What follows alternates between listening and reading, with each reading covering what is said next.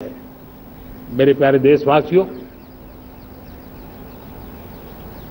हम संकल्प के साथ तो बढ़ तो रहे हैं, बहुत आगे बढ़ रहे हैं, लेकिन ये भी सच है कि कुछ लोग होते हैं जो प्रगति देख नहीं सकते।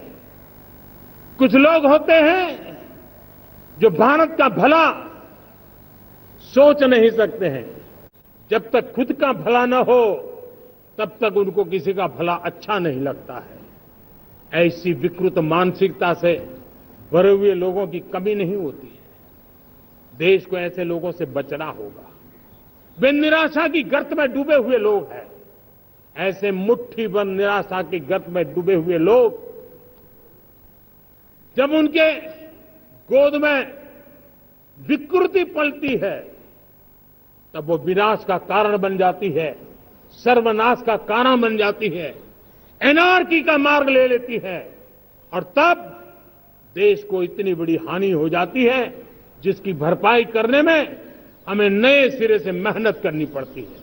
इसलिए ऐसे जो छुटपुट निराशावादी तत्व होते हैं वो सिर्फ निराशा इतना नहीं है, उनकी गोद में विकृति पल रही है। ये विकृति विनाश के, सर्वनाश के सपने देख रही है, ताने बाने जोड़ने की प्रयासों में लगी हुई है। देश को इसे समझना होगा। लेकिन मैं देशवासियों को कहना चाहता हूं कि हम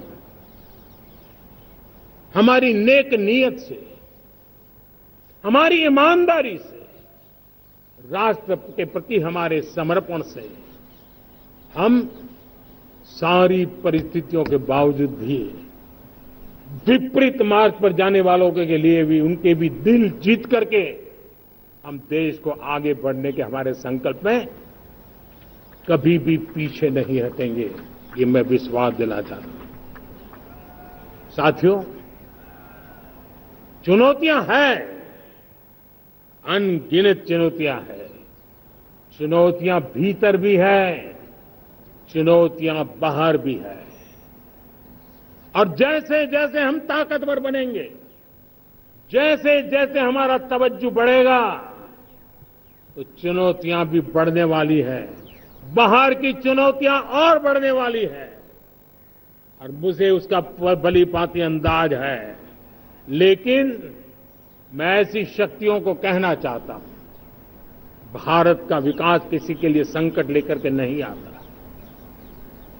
हम विश्व में समृद्ध थे तब भी हमने कभी दुनिया को युद्ध में नहीं झोंका है।